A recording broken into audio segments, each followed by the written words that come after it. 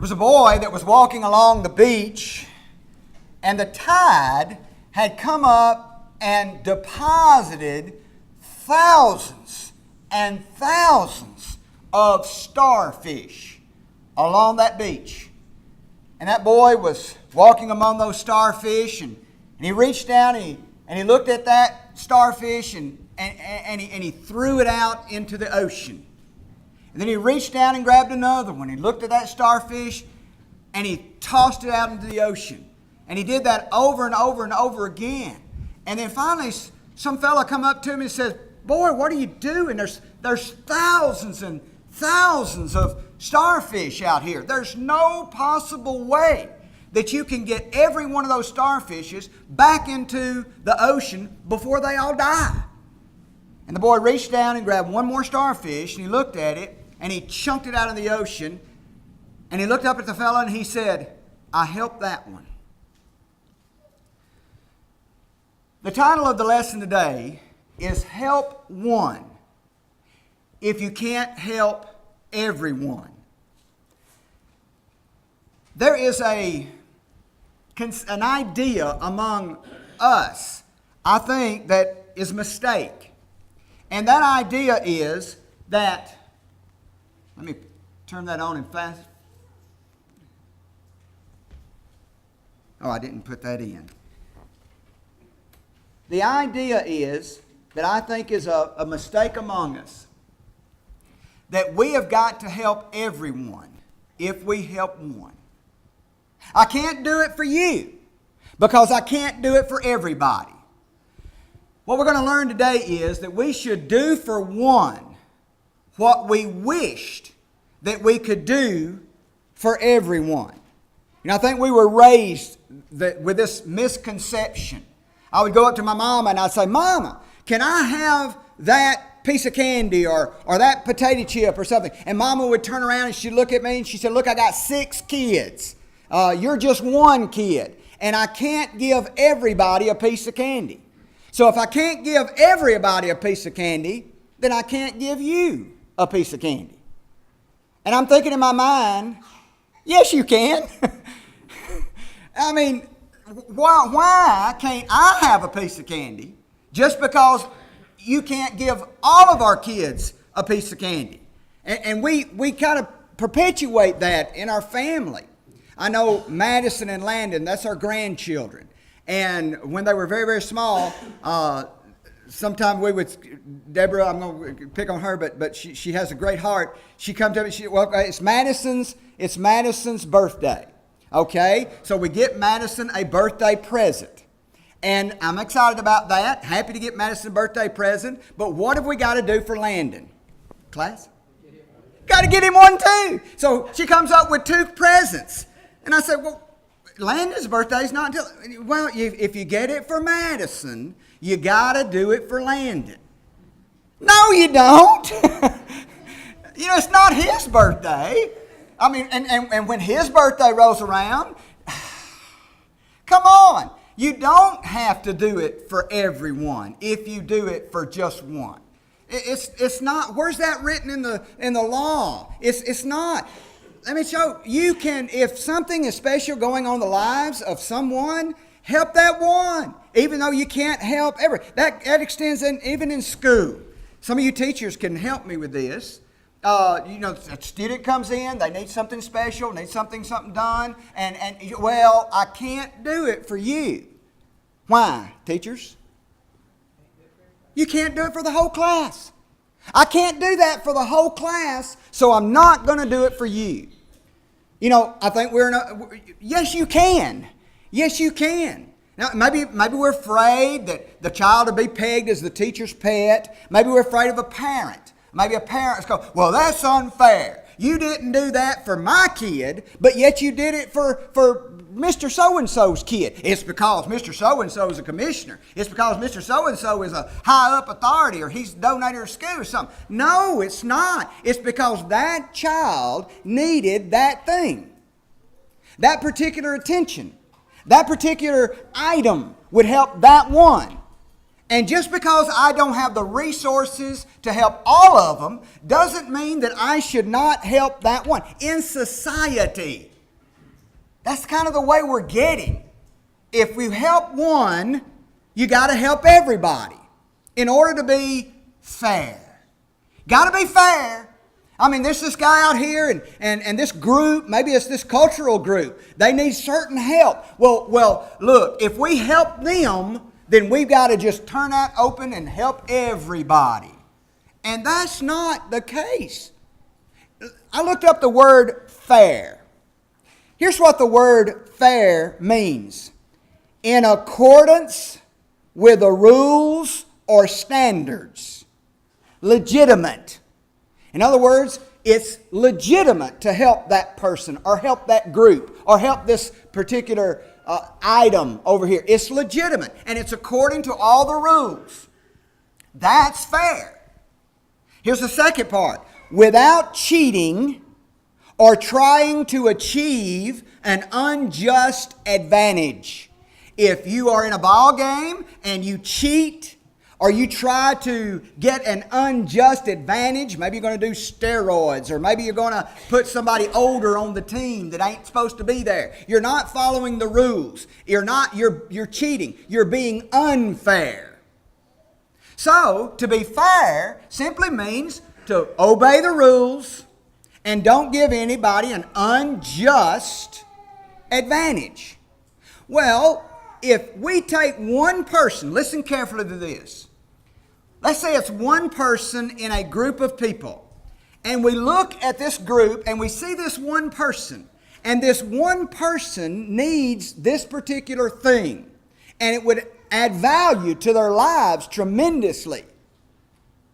And we could obey all the rules by helping that person get that thing, do that thing, accomplish that thing. It would obey the rules, and it's very legitimate to help that one.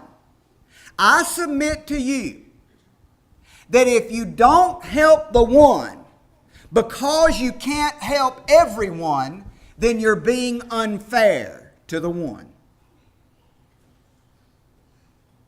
It's unfair. It's illegitimate not to help the one just because you can't help everyone. And I think that's a serious problem. I think Satan loves this concept. If you do anything for anyone, then you're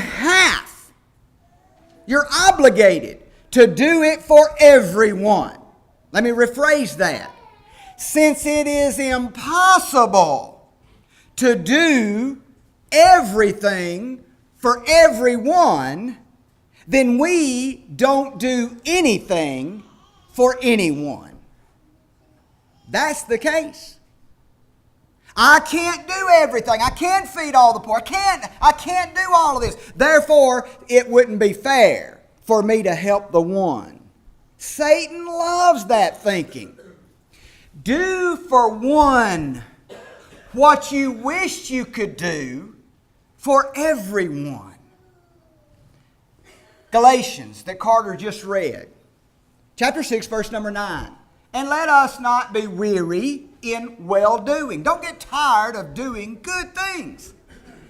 If in due season, for in due season, we shall reap if we faint not. Don't quit. Don't give up. Good things are going to come at it if we do it. Now here's the key verse.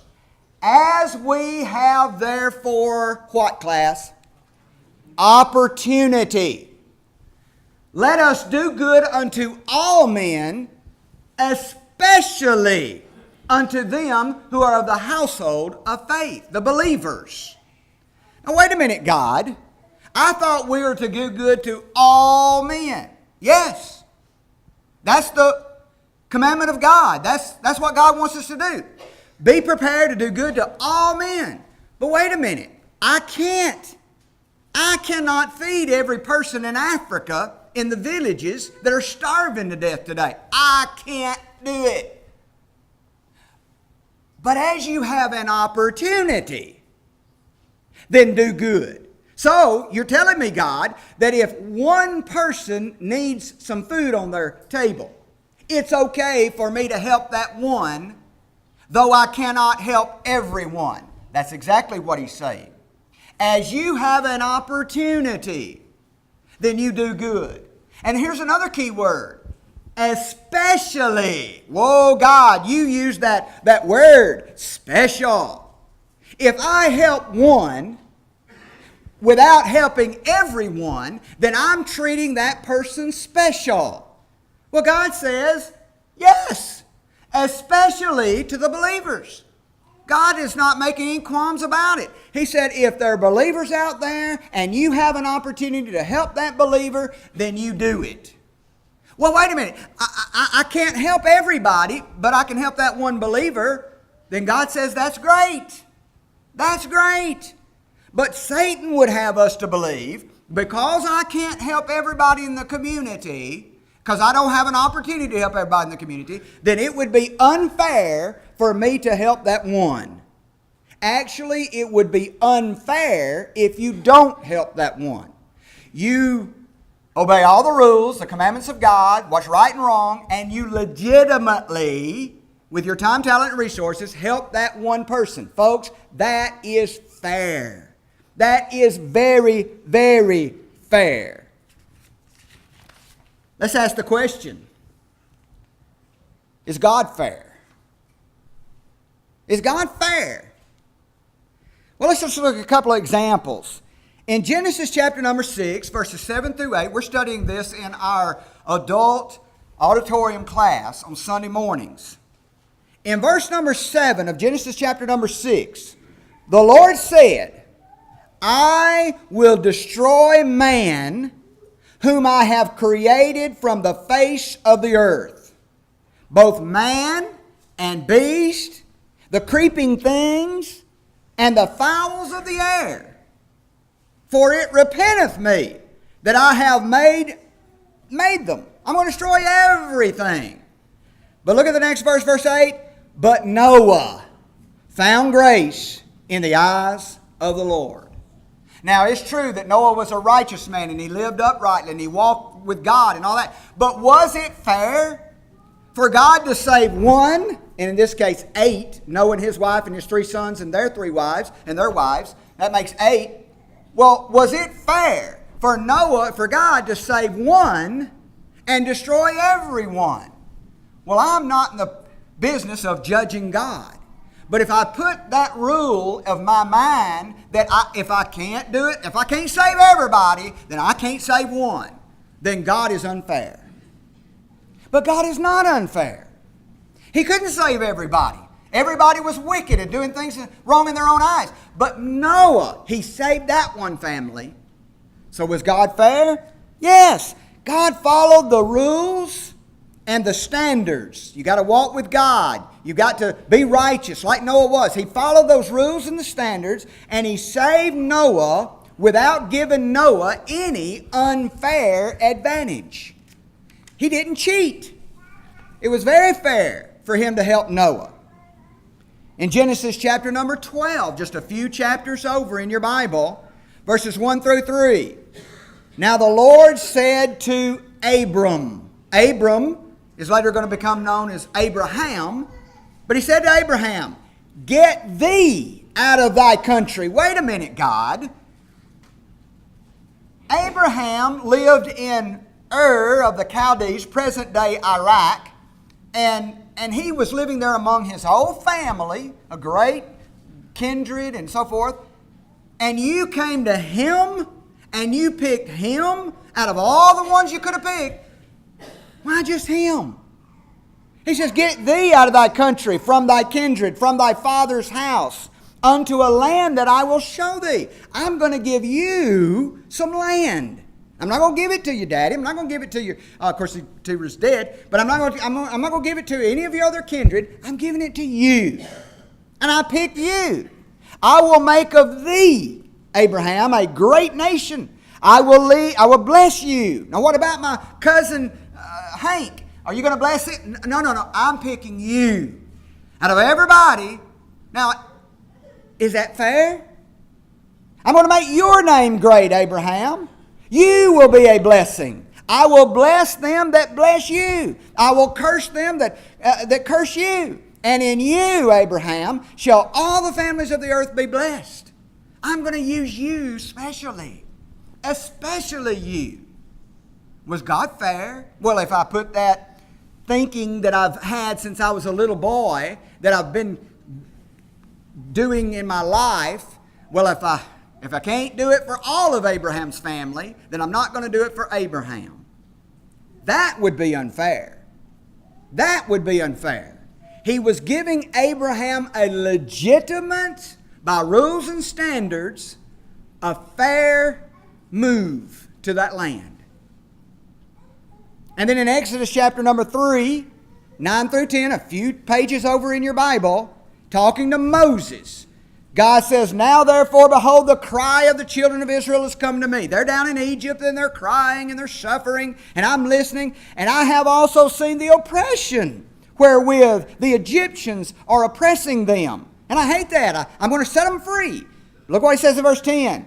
"Come now therefore, Moses, I will send you to Pharaoh." Oh, why didn't you get one of those people that's already down in Egypt? One of those elders among the Hebrews. Why didn't you pick one of them? No, I'm going to pick you. He said, "I'm going to send you to Pharaoh that you may bring forth my people, the children of Israel, out of Egypt." Well, that's not fair. But if I applied my own logic, well, if I can't use all the Hebrews, then I'm not going to use Moses. That would be terribly unfair of me. The question is begged, was Jesus fair? Was he fair? In John chapter number 5, John, the Gospel of John, chapter number 5, verses 1 through 9. Listen as I read. If you'd like to go there, you may. John, the Gospel, chapter 5, verses 1 beginning. "After this, there was a feast of the Jews. Jesus went up to Jerusalem." So he's going up to Jerusalem to participate in this Jewish festival. It's a holiday. "Now there is at Jerusalem by the sheep market a pool, which pool is called in the Hebrew tongue Bethesda, having 5 porches." This pool's got 5 porches to get down into it and everything. "In these porches, near that pool there, listen, lay a great multitude." Lots of people. "And they were impotent folk." That means they were sick. They were blind, halt, withered, waiting on the moving of the waters. Why?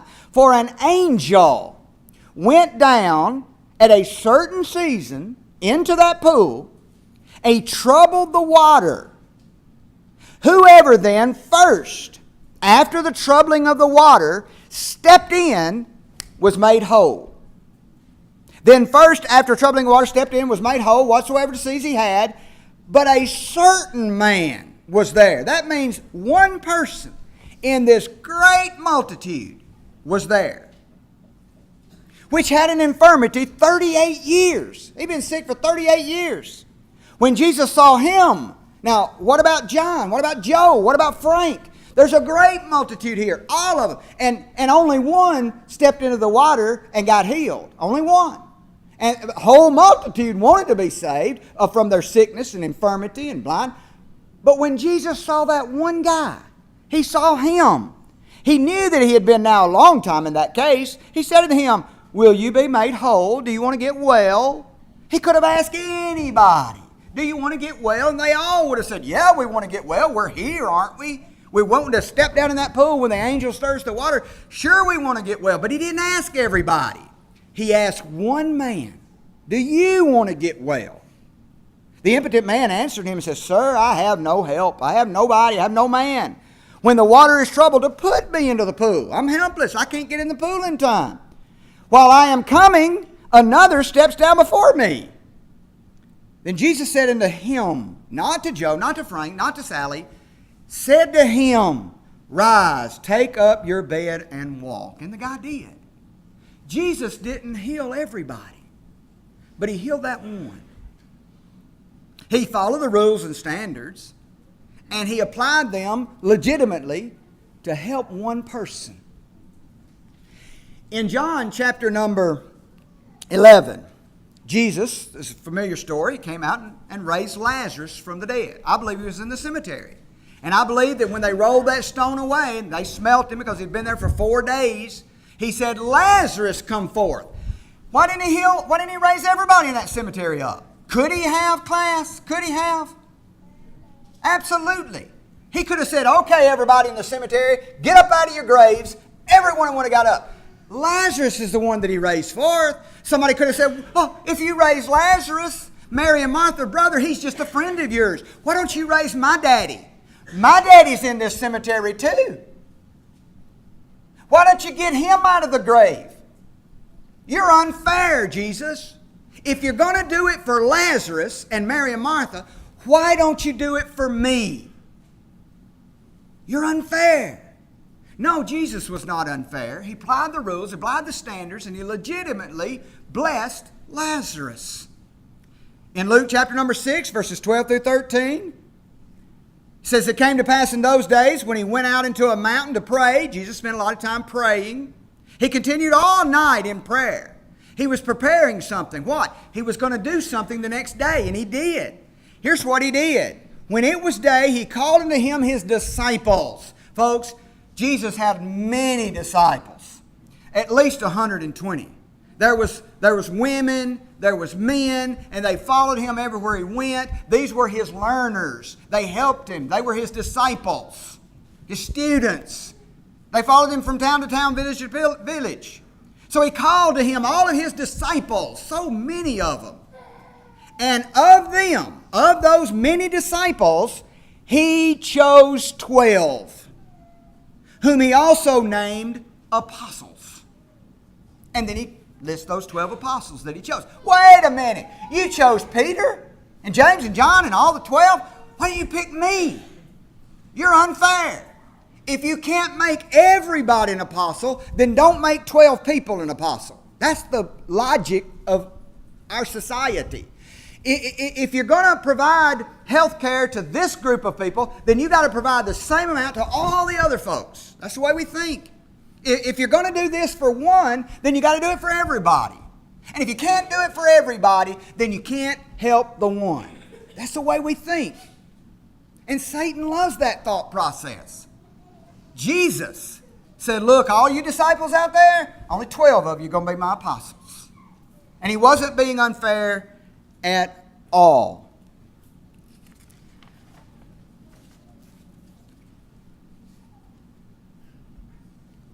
When we have an opportunity to do the work of the church, and here's what the work of the church is. I hope you write this down. I keep in my Bible right here, I have it's all worn out, but I have notes about special things that I like to remember. And one of them is the 4 things that is the work of the church.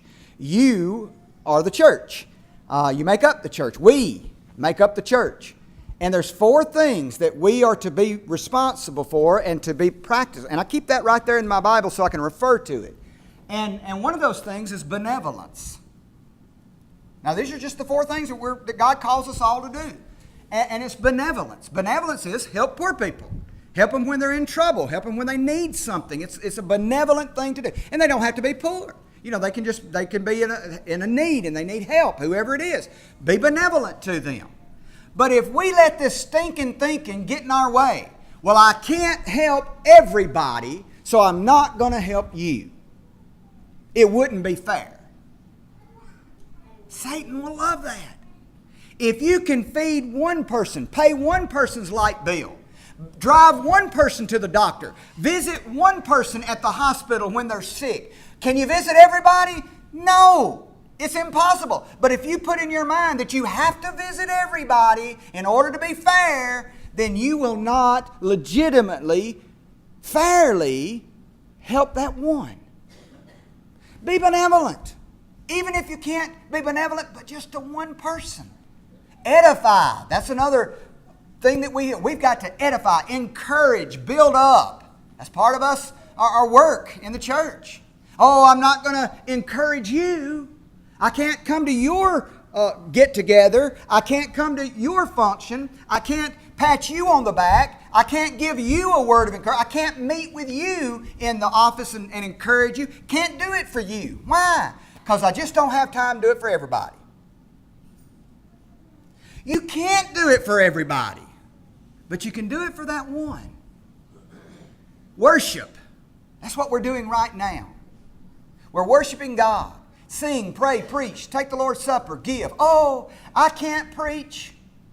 And since I can't preach, I'm just not going to do anything. Oh, I can't lead a public prayer. But since I can't lead a public prayer, I'm just not going to do anything. I can't wait on the Lord's table. I'm afraid I'll drop the juice. And since I can't do that, I'm just not going to do anything. Whatever we can do to provide, I can't greet the folks. That's part of getting ready for the worship. Greeting people. You can do that, can't you? Well, no, I can't do that, so I'm just not going to do anything. I can't teach 10 years, so I'm just not going to teach at all. I can't come for every service. I can't be here on Wednesday nights. I've got to work. I just can't be here. So I'm just not going to come to any of them. I can't do it for one, so I'm just not going to do it for anybody or do it for anything. Folks, that is stinking thinking. And then finally, preach. And the preaching idea is preach the gospel. Go into all the world, preach the gospel. Oh, I just can't. I can't tell everybody. I can't tell all my neighbors. And there's so many people in my life. I just cannot set up a Bible study and tell everybody about Jesus and tell everybody about God. No, you can't. Newsflash, you can't tell everybody. But you can tell one. Don't have the idea. Since I can't share the gospel with everybody, I'm just not going to share it with anybody. That's so sad. Do for one, among all these things, what you wished, what you truly wished you could do for everyone. I wished I could preach the gospel to every person in the entire world. I wished I could feed every mouth in the entire world. I wished I could encourage every person to do better in their life. I wish I could worship God every single time that the doors are open and participate 100% in all the activity. I wish I could do it all. But you can't. Do for one what you wished you could do for everybody. And I wished that everybody in this building were Christian. I really do. I put this up here every single Sunday morning and Sunday night. And we also post it on our announcements. It's the plan of salvation. And we're trying to share with everyone to hear, believe, repent, confess, be baptized, live faithful. We want everybody to do that.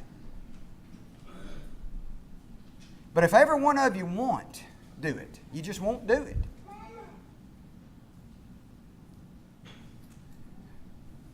I wish one of you would. What if you're that one? You're the one that we can baptize today. You're the one that we can pray for today.